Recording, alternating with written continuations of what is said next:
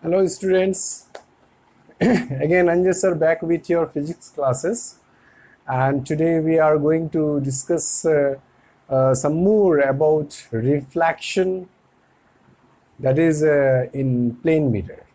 Means we can say today we will be discussing about the reflection of light through a plane mirror. ठीक है, mirror के बारे में पढ़ते हैं. So mirror, actually, first of all, I want to tell you that the mirrors that what we are in our surrounding are of different two types. One is called plane mirror and another is spherical mirror. Spherical mirror you will be finding in later on as concave and convex. Concave and convex mirror. ठीक है, तो सबसे पहले तो today we will be dealing about the plane mirror. Plane mirror is simple a glass, एक glass है और ये ग्लास को we are polishing with a silver colour. First of all with silver colour. Now the reason is why, as because the silver color means white color is a good, white color is a good reflector, good reflector of light. ठीक है, उसके बाद we will paint it with, you can say, red oxide. Red oxide paint or any color, generally of any color. Why all? Because to block the path of light. Path of light means light का path को block कर देना है. And afterwards, when it will get dry up, then it will form you a plane mirror. Now, plane mirror को हम symbol से कैसे denote करेंगे? Like in this manner, and this will be as shaded. Shaded means this part we call it as polished surface. Polished surface. ठीक है? और इस part को बोलेंगे रिफ्लेक्टिंग सरफेस. Reflecting surface. ठीक है, तो हमेशा an object is always placed before the reflecting surface. Reflecting surface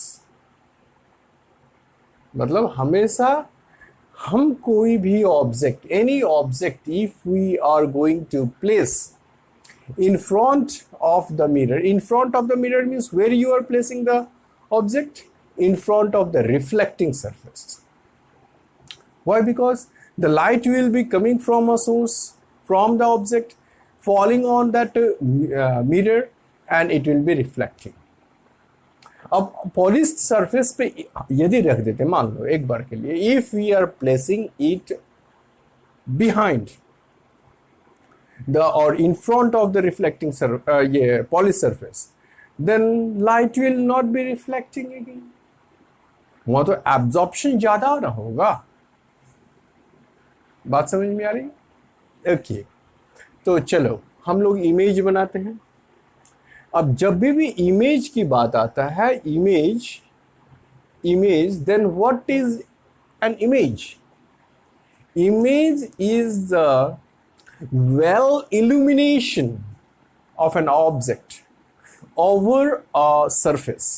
That surface may be highly polished surface. ठीक है? Okay, then images are of two types. that is number 1 real and number 2 virtual, ऐसे लिखते हैं ताकि difference भी हो जाए, real and VIRTUL virtual, this is the second type. ठीक है, यहाँ डिफरेंस भी हम लोग कर लेंगे, अच्छी बात है।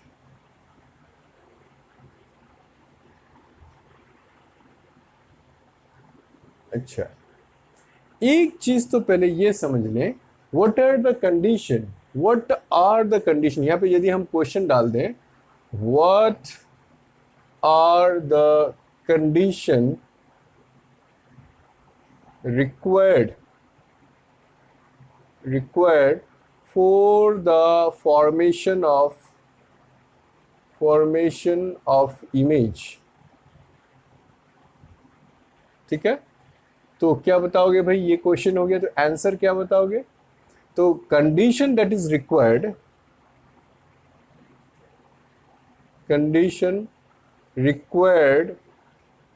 are number 1, there must be at least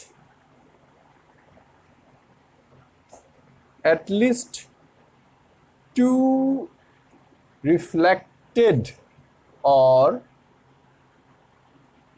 refracted light, rays बोलो, रेज, ठीक है।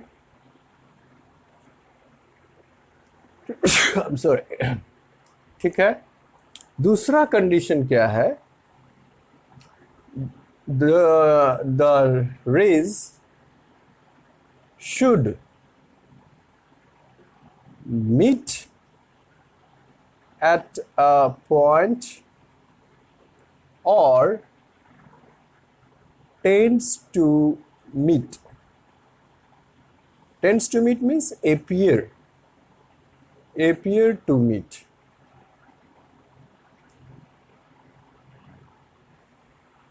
बात समझ में आ गई? तभी जाके इमेज बनेगा।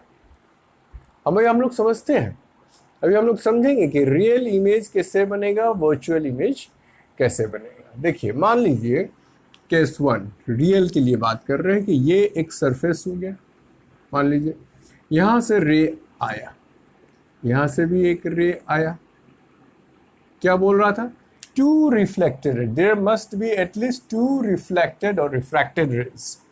तो ये यहां से रिफ्लेक्ट हो गया, ये यहां से ऐसे रिफ्लेक्ट हो गया, तो they are meeting at this point, at point P, तो here the image will form and this image that is formed will be the real image.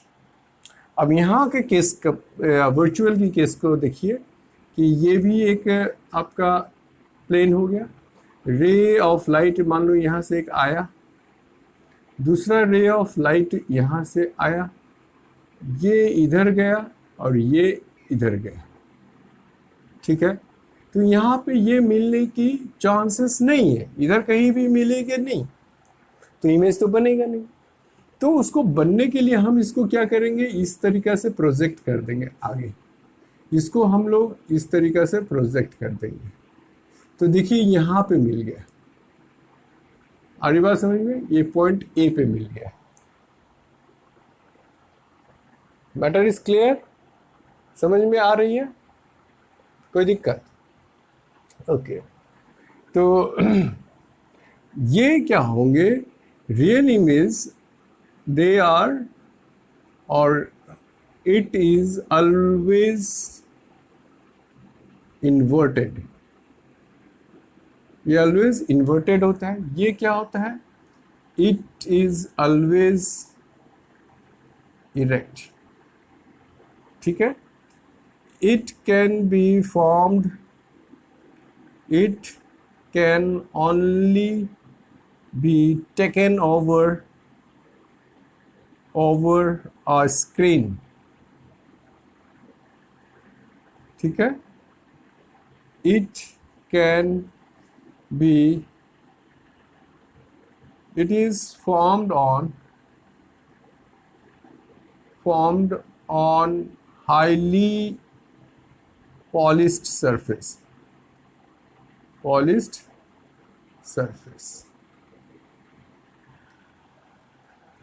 चलिए, डिफरेंस भी हो गया, समझ में भी आ गया इमेज।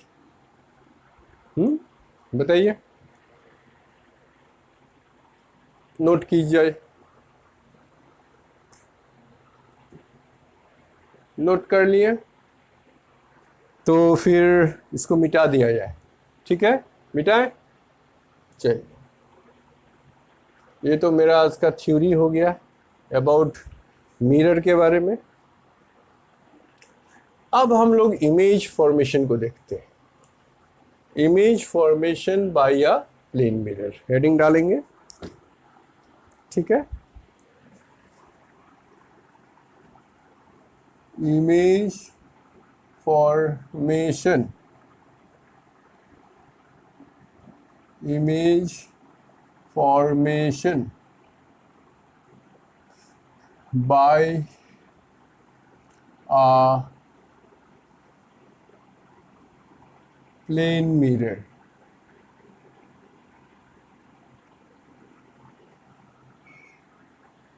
ठीक है, तो यहाँ पे सबसे पहला केस में करेंगे इमेज फॉर्म्ड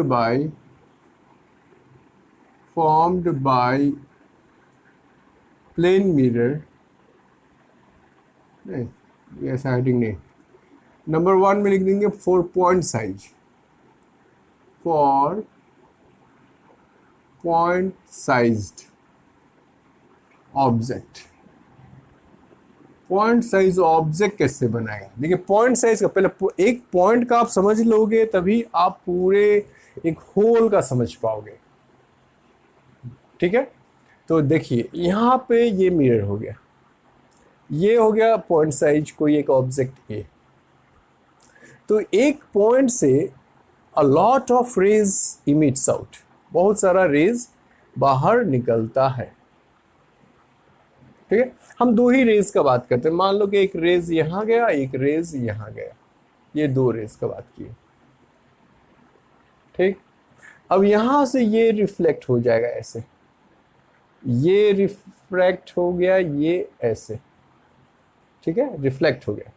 अब ये इसको आगे प्रोजेक्ट कीजिए, इसको भी आगे प्रोजेक्ट कीजिए, तो ये आ गया यहाँ पे एडस, ये हो गया इमेज। ठीक है, ये तो आपका हो गया मिरर। बात समझ में आ रही है? आ रही है। अब देखिए एग्जाम में कैसे बनाओगे, एग्जाम में क्यों कैसा बनाओगे, क्योंकि ये बहुत ही कैलकुलेटेड पार्ट है। आप जैसे तैसे आप उसको लाइन नहीं खींच सकते। ठीक है, देखिए एग्जाम में क्या करेंगे, ऐसे बना लेंगे, एक पॉइंट यहां ले लो, एक पॉइंट यहां ले लो। ये ध्यान रखें कि यहां से इसका दूरी और यहां से इसका दूरी दोनों सेम होना चाहिए। उसके बाद एक लाइन को यहां से खींचो, 2 रेज यहां डालो और दोनों रेज को पहले तो मीट करा दो यहां पे। ठीक है, और तब इसको आगे की ओर बढ़ाओ। आ गई बात समझ में? क्यों? क्योंकि ये प्रूव्ड है। क्या ये जो दूरी है, किसका दूरी है भाई? ऑब्जेक्ट का दूरी और इमेज का दूरी बराबर होता है फ्रॉम द मिरर। कैसे प्रूव कर सकते हैं इसको? जैसे मान लो कि ये ट्राइंगल बन गया, ओ आई, मान लो पी, ये क्यू, यहां पे ले लीजिए आर, ये एस। तो in triangle P I O, P Q R S, यहाँ पे एल ले लीजिए। तो हम इसको प्रूव करते हैं in triangle O P I, नहीं O P L and L P I. क्या मिल रहा है आपको? क्या मिल रहा है भाई? ये 90 डिग्री मिल गया, ये कॉमन मिल गया,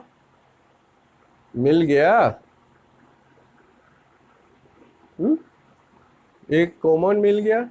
अब उसके बाद यहां से हम ये कर दिए तो ये एंगल और ये एंगल बराबर है।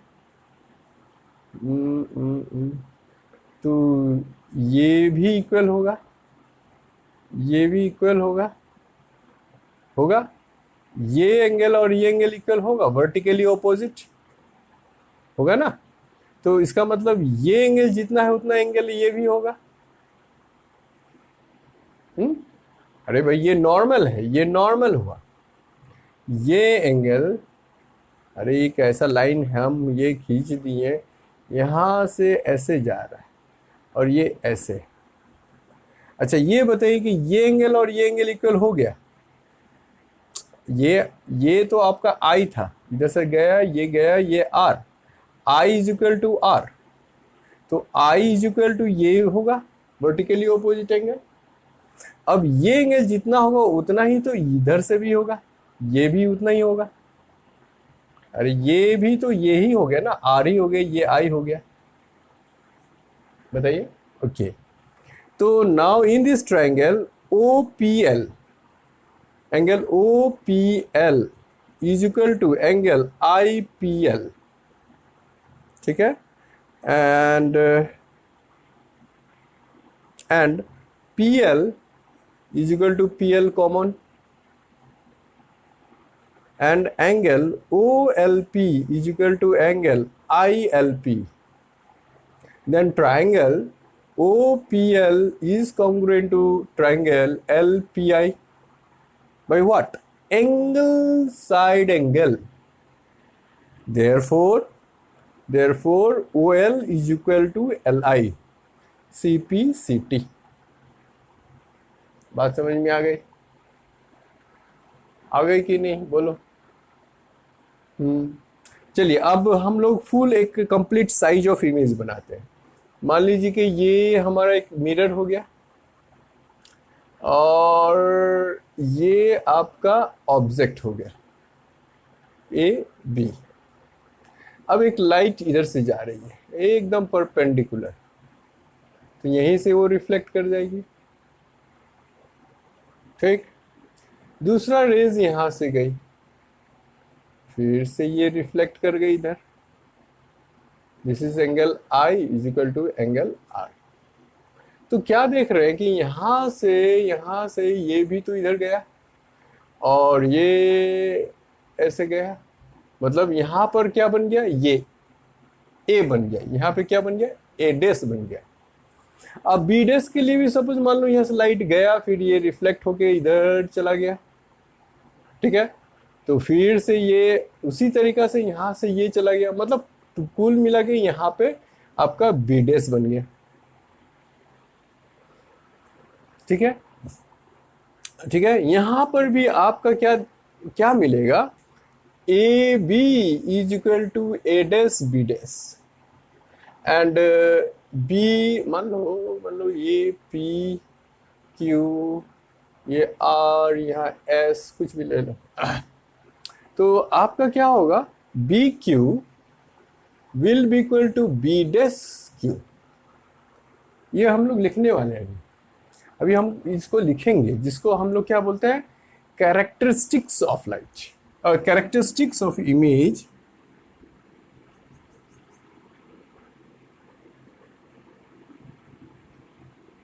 Characteristics of image formed by a plane mirror.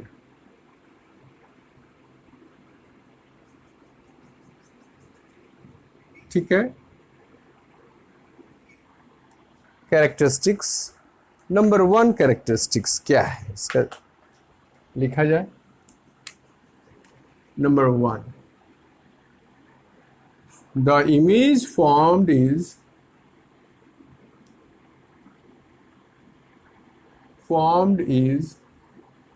virtual and erect,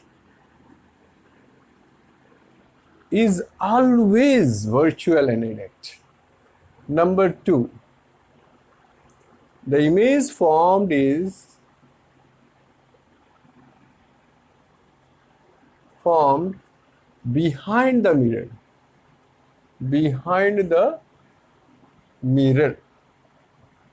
Number 3, the size of image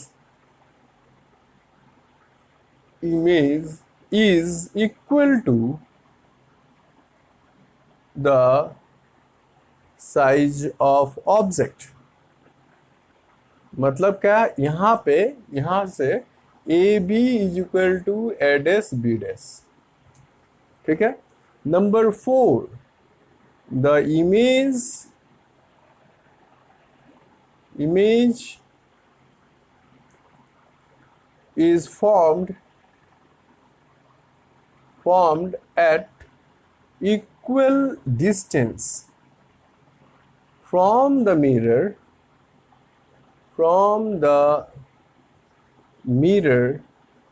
to that of object.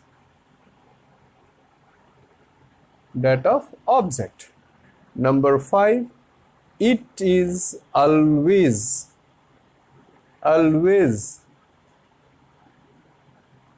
laterally inverted.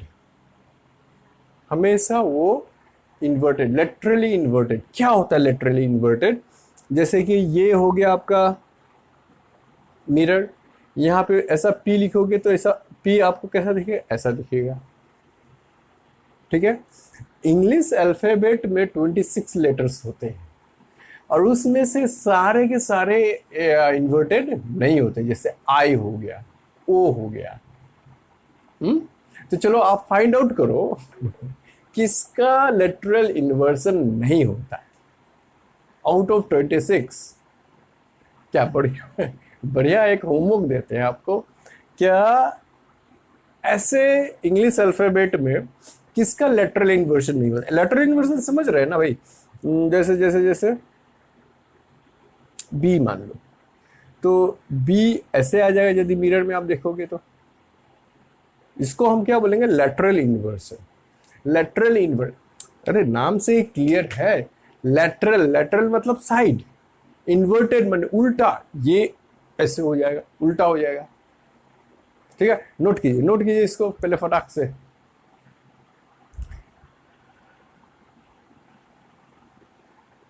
इसमें पांचों पॉइंट को समझ में आ रहा है? ये पांचों point, the image formed is virtual and erect. Always की बात है, हमेशा. किसमें? प्लेन मिरर में. और एक चीज बता देते हैं भाई, प्लेन मिरर का फोकल लेंथ इंफिनिटी होता है.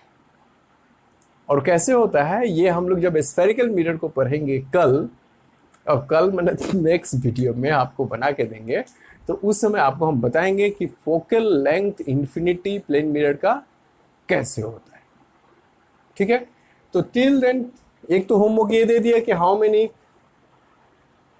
How many letters of English alphabets do not have lateral inversion. ठीक. और बाद बाकी चलो कीप रिवाइजिंग. एक बार कलम कॉपी लेके ही बैठिएगा. ठीक है. टिल देन फिर मिलते हैं नेक्स्ट वीडियो में.